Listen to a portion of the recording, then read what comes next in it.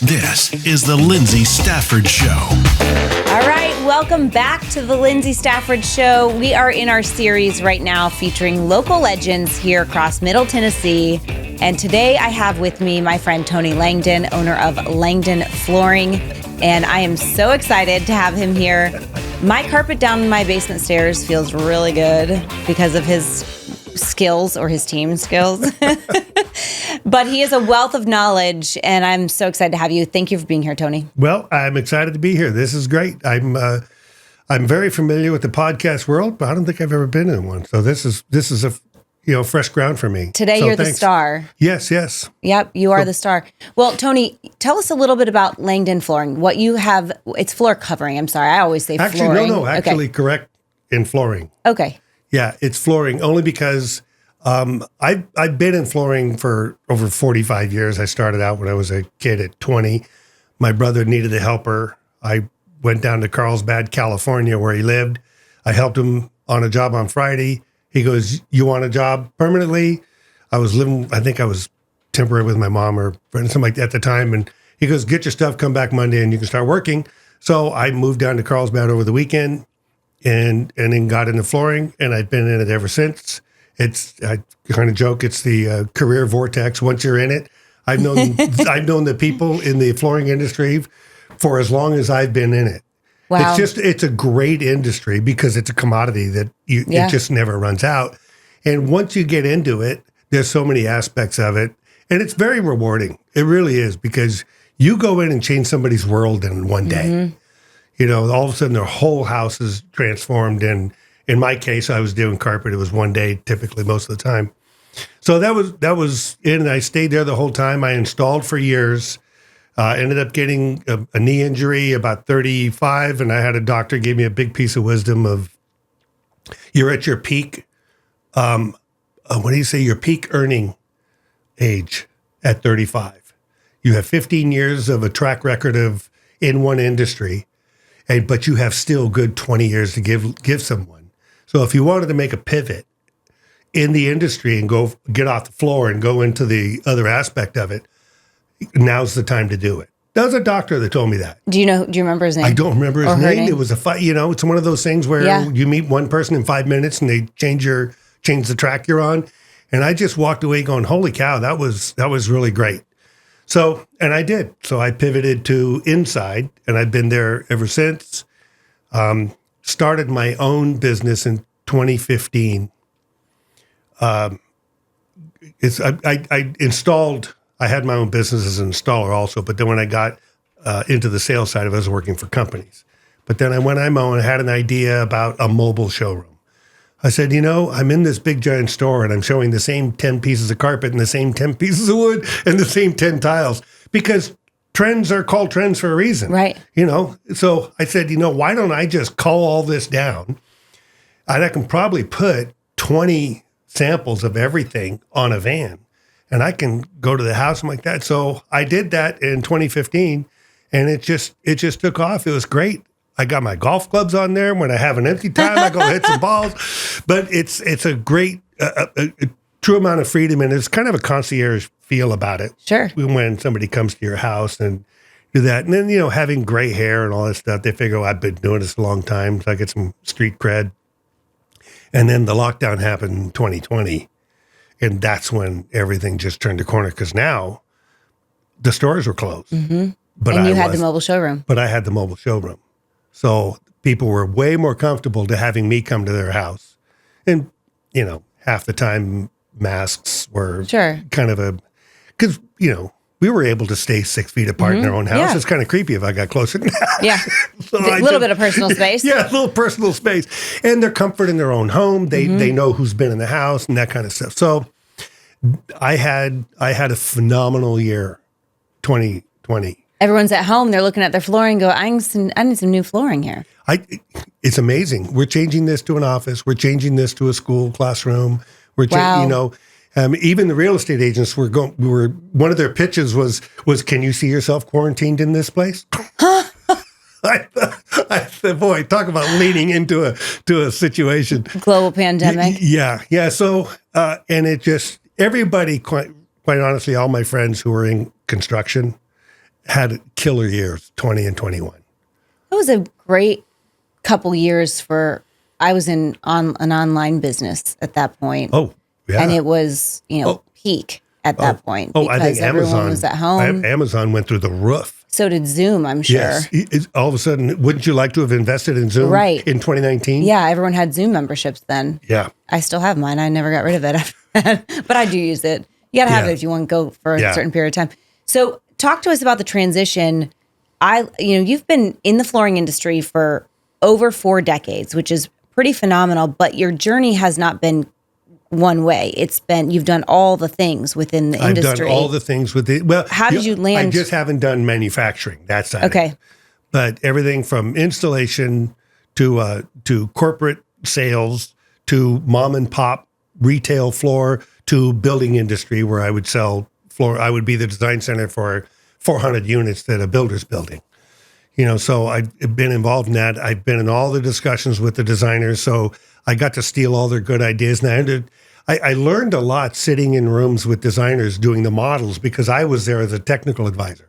They would say, well, we want to do this and do that. I go, well, that material and that material can't do this together kind of thing. Right. But I was 5 minutes of the conversation. The rest of it, I'm listening the psychology of color, the psychology of texture. I learned the difference between ecru and beige. It really, really helped me be able to communicate when I'm talking to somebody in their home. They go, well, I'm trying to achieve this. I go, then I just kind of Rolodex what I heard a designer say one time. Well, you have the knowledge, and I actually can speak to that firsthand. I mean, it wasn't a big job. I still have 2 dogs and 3 cats, so once I don't have all those animals, I don't know, I almost bought another cat. I almost rescued another one last night. We have 2 males, though. We can't have another one. They already don't get along, so I have to bring on a female if we get another one. So anyhow, when I was making my decision, I had such faith in what you told me because you knew what you're talking about. And it was, here are the options. And it was like, well, what do you think? And you're like, this one. Okay. You made it so easy because of your knowledge and experience and expertise. Yes. And I discovered something in the housing crash of 2008 when I lost my position at the building because all the housing projects were pulled off the street. So I had no one to sell flooring to. And obviously nobody's buying flooring because they're getting ready to lose their house. Foreclosures. Half of them. Foreclosures. That was terrible. It was devastating. And I had never been out of work. Never. I've always been able to find work. But, if it had to do with the housing industry, you were not working. So you're trying to find a job somewhere. So I had a friend of mine who worked for ADT or something like that, alarm. He goes, hey, you can sell alarms. Okay. And I had to fly to, Texas, Clovis, something, a place in Texas. I had to fly out there, and I'm spending my 50th birthday with a room full of strangers in this kind of theater setting, and they're giving us, these 25-year-old kids are giving me how to sell their products and the flip charts, and just in my head was, what decision did you make that you ended up here at 50? So I said, okay, never again. And once the whole thing got over, I got back into it, but I didn't take for granted. And I think it helped me a bunch realize that this could all be taken because I was so susceptible tied to a particular industry. Fortunately, that hadn't happened. But since, and I doubt it will again because everybody knows what happened, why it happened. Anyway, I was able to get back on my feet again, and always kind of had this idea that I'd like to do a mobile showroom. Probably 3 years into it, and I said, I think I can do this. And then with social media getting more and more significant, you didn't have to pay the advertising as much. Right. Facebook, and all of a sudden your Facebook groups, and all you needed to do was just be out there and present. And I was in a relatively tight-knit community in Southern California and got the van all wrapped up and got it all outfitted with stuff and driving around town. And, people would call me while I'm at the stoplight, and they'd read on the number in the car. It says, hey, can you come and give me an estimate? I went, oh, this looks like it might work. Yeah. So it was tremendous. And it was just It wasn't even a hockey stick. I mean, it was just a staircase up from day one I started. It just, with the camera going this way. Yeah. that it was just an absolute launch, and I did better and better each year. And we were doing it a couple of years ago. We did 200 jobs a year. That's pretty good out of one little van. Absolutely, and out of one I'm just van. by myself. And your overhead is that, that's the business model is unique. I want to pull out a couple things. First of all, 2008, we were buying our second house. So we were getting ready to relocate, and we sold our first house, a condo. We walked away. I think we had a check for $2,000. Listen, we were fortunate to walk away with anything in that period of time. We had a condo, right? So that was tough anyways. But I was young. We were young looking for our second house, first single family home. And I just remember the devastation of all of these foreclosures, and just my heart was breaking. So that time pivoted you had this realization. And in the world, we think that a job is secure because it comes with an attached income that we know what it is. But the reality is a job is no more secure than owning your own business. It's actually less secure because you're not the one in control. Mm-hmm. So you had that moment. Was that the first time where you thought, maybe I should do something on my own? I had never been without a job. And I installed for years, and I felt a measure of control for that, because then I could work for 3 or 4 different stores. So everybody gave me enough work like that. But doing it on my own, there was a different weight on my shoulder of trying to do this. I said, but I was 50, and for some reason there was just an attractiveness about not just having my own business, but innovating something that I hadn't seen done before. Mm-hmm. That was kind of like, I wonder if I can pull this off.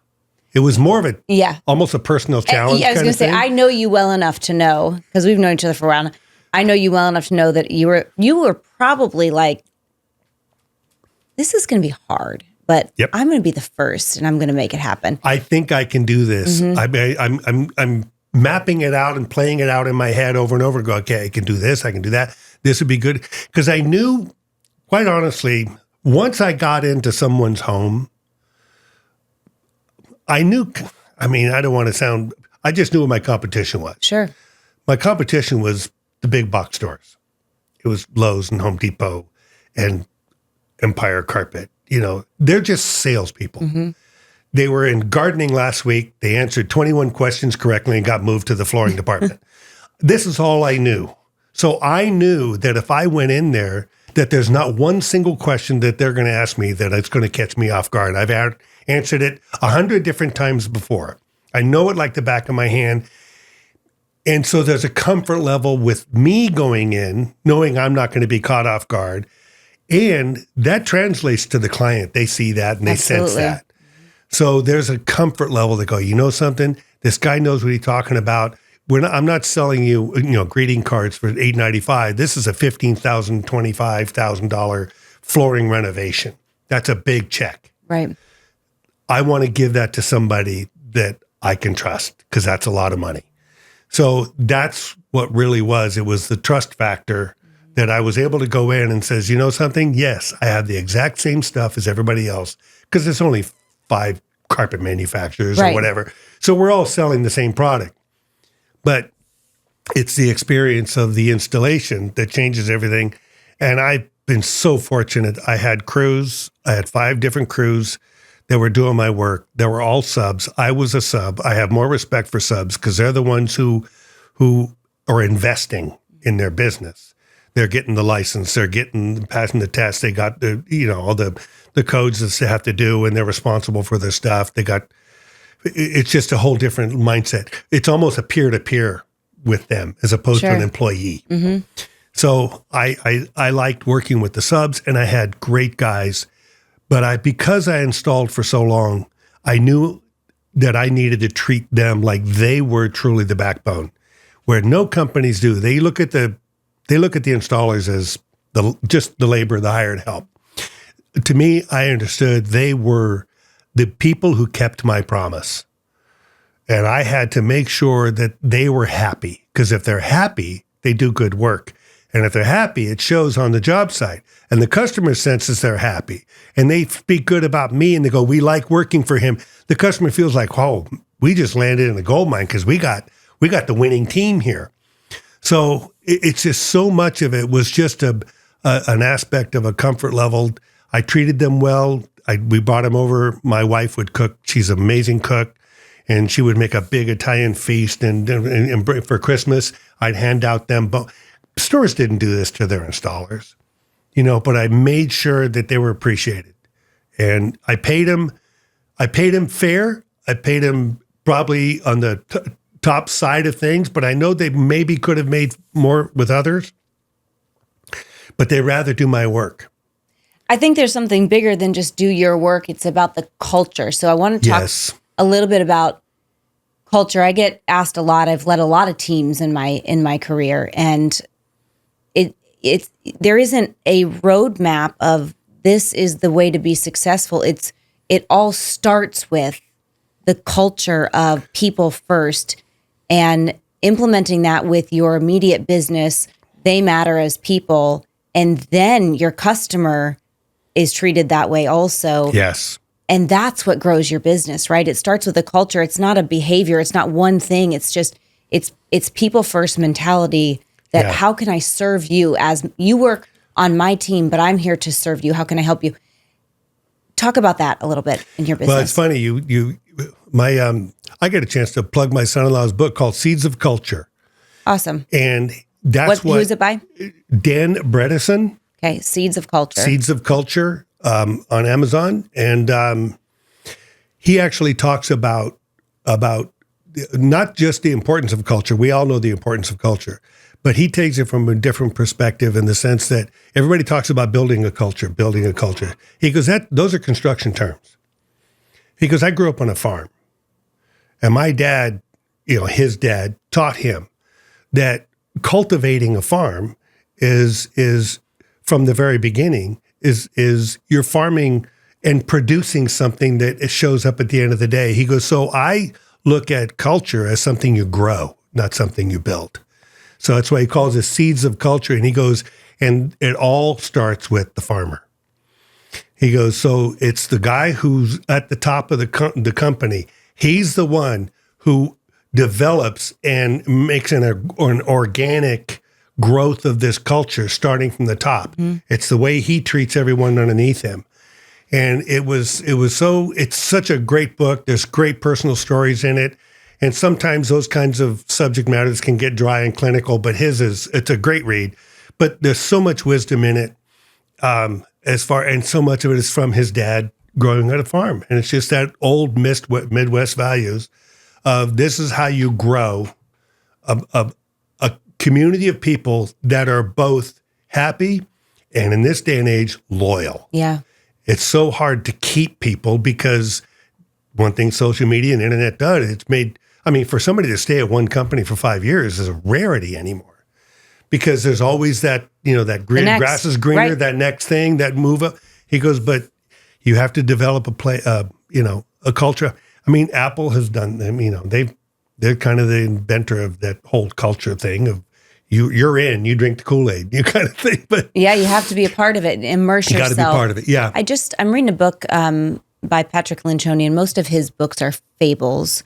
This one's not, and I don't remember the title of it. It's on Audible, but it's all about culture, and it's very contradictory to what we used to know and do. It was a very dictatorship, kind of fear tactic, do this or else, and that doesn't work anymore. Yeah. You have to provide a culture that makes people feel good. I want to go back to when you started. So do you remember when you started the business? Go back to that spot when you said, I'm going to do it. And I will never forget the first moment that I said, okay, I'm going to start my own business. It was in direct sales. It was, $1,000 investment. It wasn't like something crazy, but the fear of putting that out there, that I'm going to commit to something, I'm taking a risk, people are going to have opinions, and I'm opening myself up for this, and it's going to be hard. Yep. Walk us through do you remember that and how you did that? Well, there's a whole other story that leads up to this, but I'll do the absolute 2-sentence version of it. I went to go work for a guy that I have known for years. He wanted me to add carpet to his tile company. He goes, but I know nothing about carpet, so can you come do that? So I went in there. I was there for, I don't know, 9-10 months. And we just saw that it probably wasn't a good fit. Something was wrong with the culture. No, actually, the culture wasn't bad, but it's funny. He didn't realize that carpet takes up a lot of floor space. It's a very pragmatic thing. Sure. And the square foot of carpet that it occupies in a warehouse, and the amount of money you make profit on that square foot, you can make a lot more a tile. So anyway, it was just one of those things where he said, and we parted completely understanding. I felt bad because, and carpet was diminishing in sales. LVP, laminate, all those floorings were coming in, and people were just relegating carpet. So basically, he says, I want to get the whole tile job. I don't want to have to lose the 2 bedrooms of carpet. Sure. But the 2 bedrooms of carpet weren't going to sustain me for his place. So anyway, it was a warm handshake goodbye. And I said, okay, now what? So that's when I told my wife. And we had just brought her dad in to live with us after a stroke, and knowing that it was probably a hospice situation. So we brought him home, redid a bedroom. And at the same time, I told her, I said, I think I'm going to start my own business. Well, was it because what made you make the final decision? I would work for 2 or 3 different. Well, coming out of 2008, I had worked for 3 different people trying to get ramp back up to where I was. And then when I got that one, I said, I'm tired of the being at someone else's. I said, and like I said, I had this idea. I think I've always said, gosh, I sell the same 10 stuff. Right. I only need a showroom this big. But how old were you when you started your first? Okay. I started in 15. But when you started your business, when you first started your own company, how old? 56. And you have to have that confidence. I am blown away when I had my friend Luke on here who owns the Now Massage Therapy, which I cannot wait to go to tomorrow. We go at least once a month. The Now's in downtown Franklin, and he's in his early 20s, has three. Oh, yeah. I mean, it's insane to me because I didn't have the confidence to bet on me like some of these younger guys do. But at that point, you said, you know what? I've done a lot of hard things in my life. I can do this too. No one else is doing it. Yeah. I'll do it. And that was the thing, is it was like, there was an aspect of it that I said, this is a new thing. I even went online to see if there were any other companies so I could model when I bought my van, outfitting the inside to make it look like a showroom. There was nothing in the internet world that had somebody doing what I was doing. They had shelves of, storage space, service, vehicles like that, but it was commercial looking. I said, no, I want it to look like displays. I'm putting lighting in. I'm putting a flooring in the floor. I said, I want somebody to walk in my big, giant Ford Transit, high roof. They can stand up, and I want displays. I wanted this like a miniature showroom. Nobody had done it. So I said, I had to figure this out on my own. Now I'm becoming a fabricator.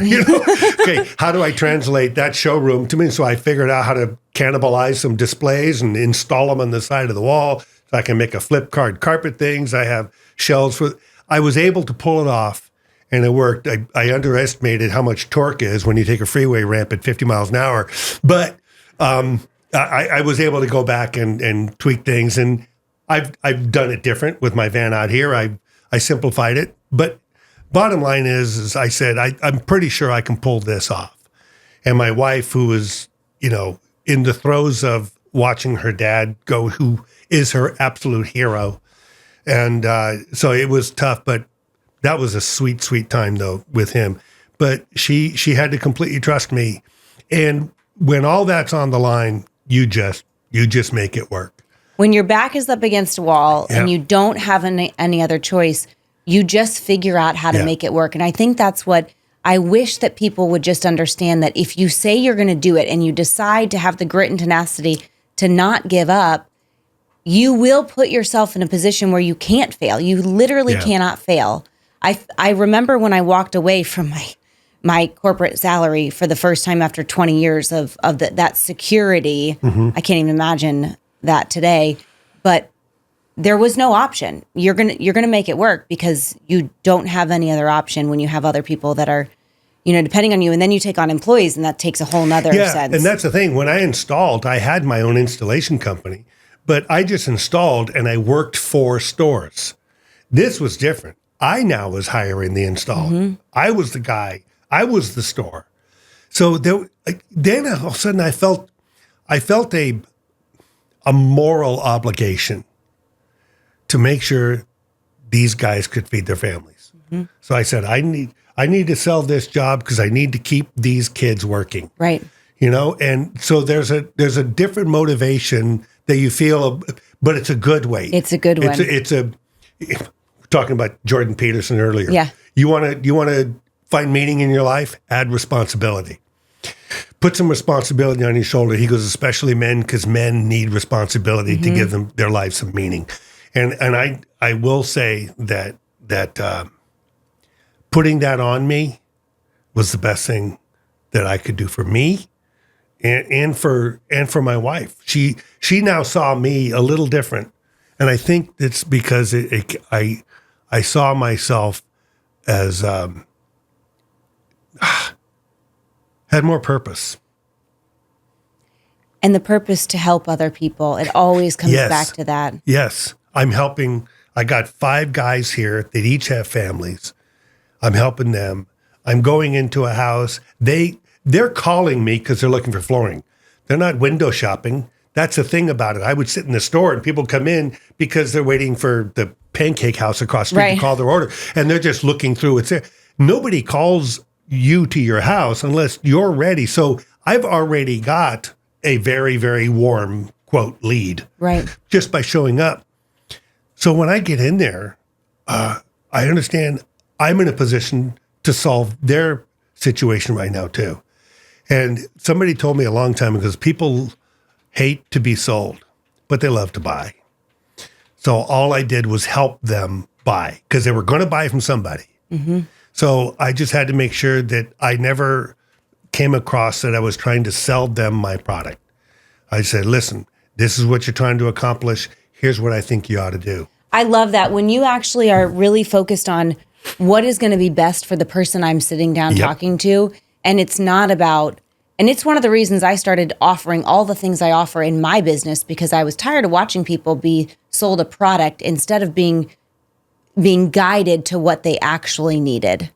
And that's a different mentality, and you feel it when you're in your presence, Tony, that it is about the people that you're talking to. I want to go back because I think this is really, really valuable and important, that people need responsibility in order to feel productive and to feel satisfied in their daily life. Mm-hmm. Especially men need a responsibility that's greater than just themselves.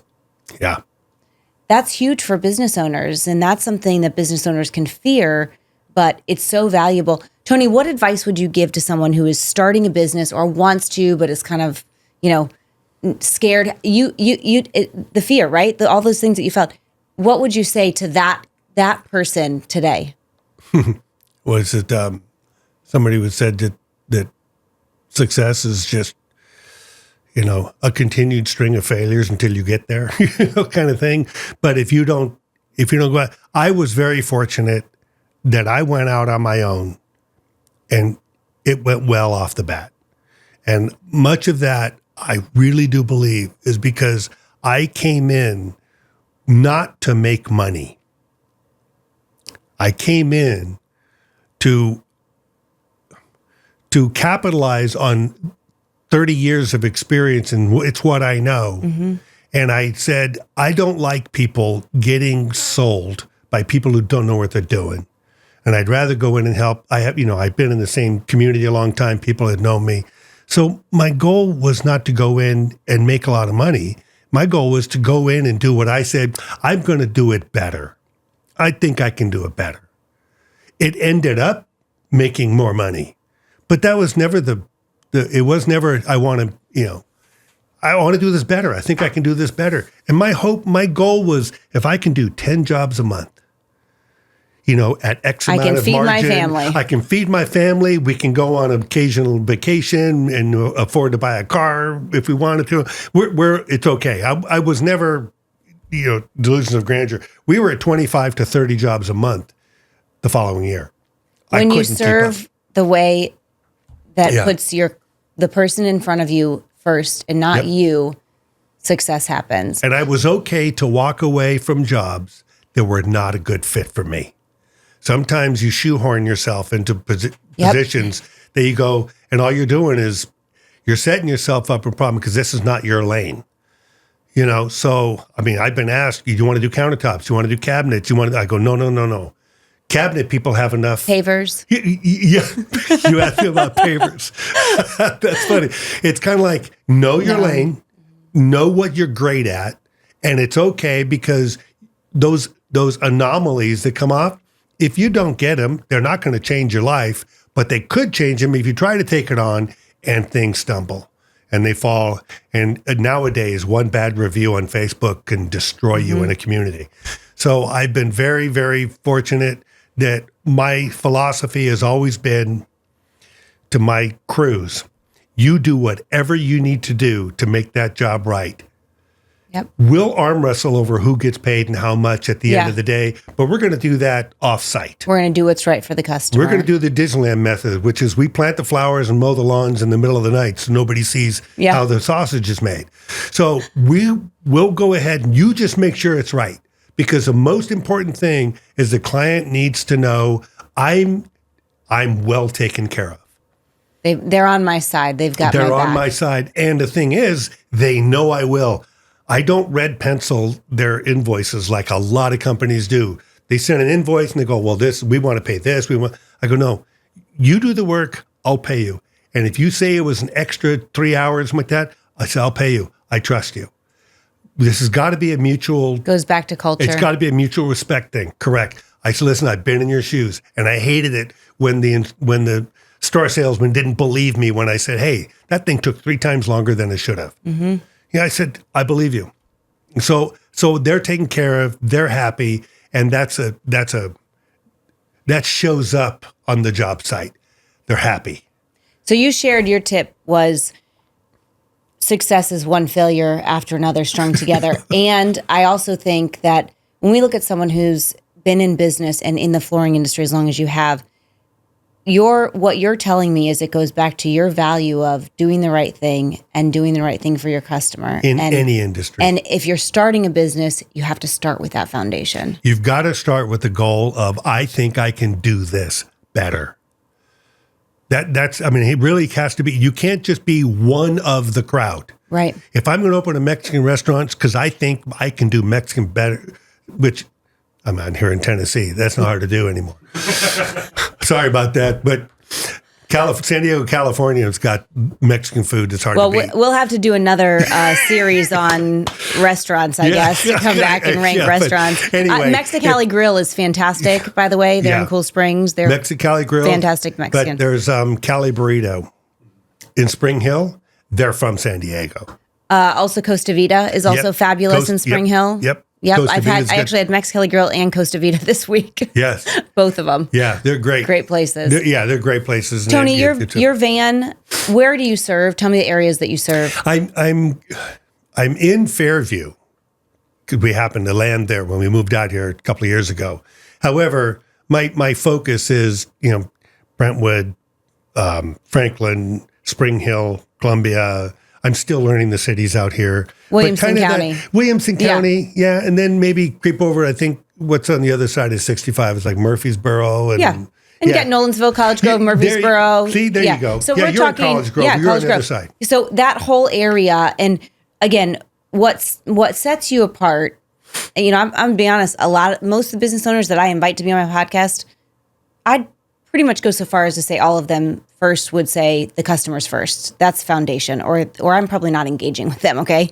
Yeah. But you're going to get good service. But the other thing that sets you apart is you come to the customer with your van. They can pick things out, make it easy. So for busy people on the go, you make it easy. Where can we find you? Facebook, Instagram. We'll put all that in the show notes. I'm getting brand new online what's it? Website. Website, yeah. Yeah. That's the word for it. Sorry, boomer here. It's Friday, right? Second half of the day on Friday.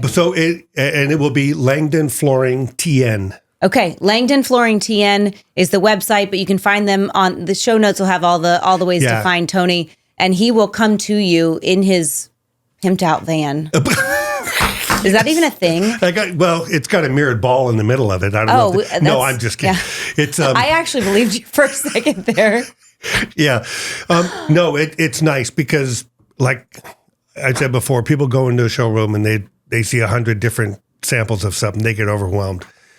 I talk to them for 15 minutes. I have a good idea of what they're looking for. I look around the house. I get their sense of style. I see the way they're dressed, and you get a sense of their style. Yep. And so I'm able to usually I bring in 3 pieces. Make it easy. The confused mind says no, so let's make it easy. 3 choices is always best. Yes. Tony, we literally could talk for all day. I appreciate you so much. And there's so many things we couldn't even get to today, but I'm so glad you were here today. Thank you for sharing your story with us. Thanks for tuning in, and we'll see you next time.